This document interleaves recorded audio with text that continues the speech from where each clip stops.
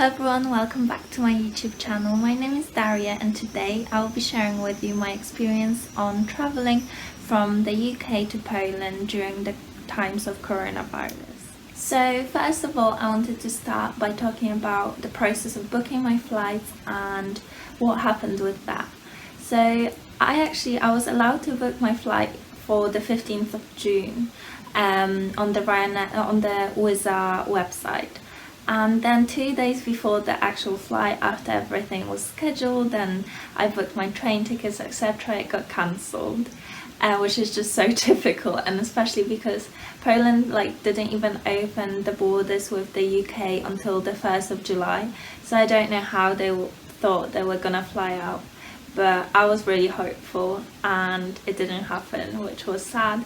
But actually the process of rebooking the flight was really easy and I was able to rebook it for the 2nd of July, which did go through, which is really good, really lucky. So the only difference was that before the flight they actually sent out a form that you had to print and fill out, and it was just a contact information form, and that was just so they have your contact details in case of emergencies or if they want to contact you for any reason in the country that you are flying for. They collected these at on the plane as we were flying, and they did have some spare copies in case you don't have a printer.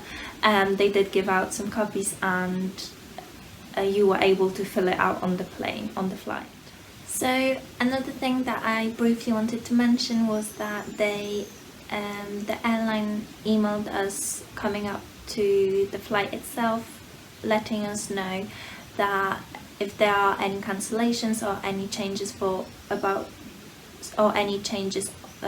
regarding to the government advice, they will let us know and the flight might be cancelled.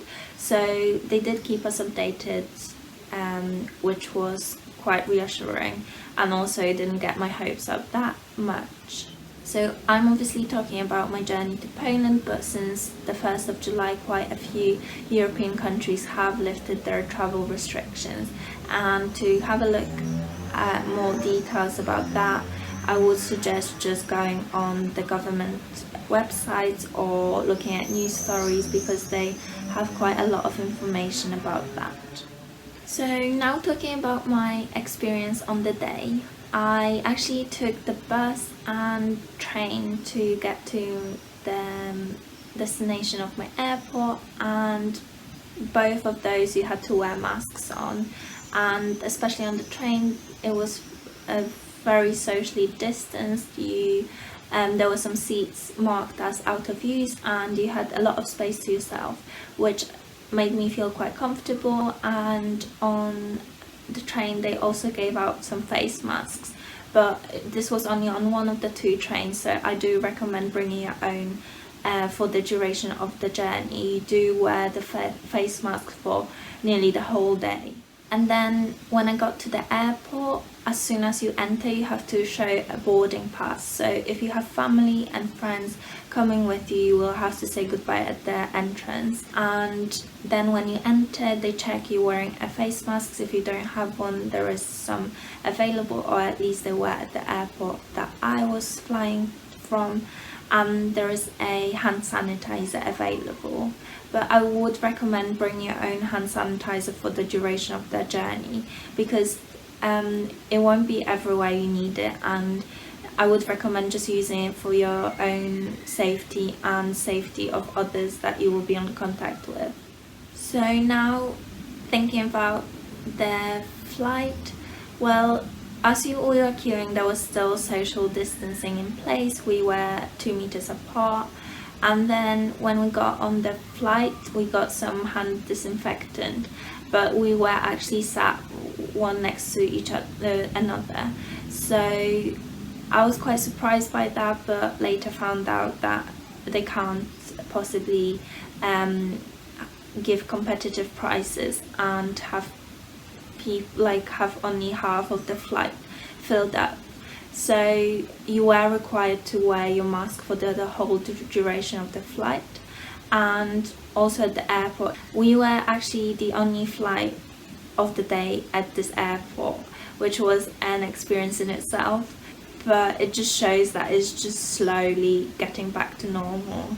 And then when we arrived on the other side, so in Poland, there was again a 2 meters apart or 1.5 meters apart queue up to the passport check, and again the people waiting for you couldn't get into the airport, so you just met them outside. So my top tips for traveling would be bringing your own face mask, if not two, if you wanted to change it. If it's a really long journey, do bring a few face masks, because it's not good to just have the same one on for hours and hours. And then another tip would be to bring your own hand sanitizer, just so you have it handy just so you have it handy for if you're interacting with any public services and you just feel like you want to be safe for yourself and others that you... The last thing I quickly wanted to touch upon is the 14-day quarantine in the UK after your travels. If you haven't seen already, this has been lifted from the 10th of July for 50 low-risk countries, and if you need more information, definitely check out the government's advice or news, which do provide some good insight into this. So I hope this gave you some insight on the whole process, and yeah, it's obviously up to you whether you want to travel, but this is just some of my experiences and making you more familiar with the process before you go and experience it for yourself. So thank you so much for watching, and if you enjoyed this video, please give it a big like.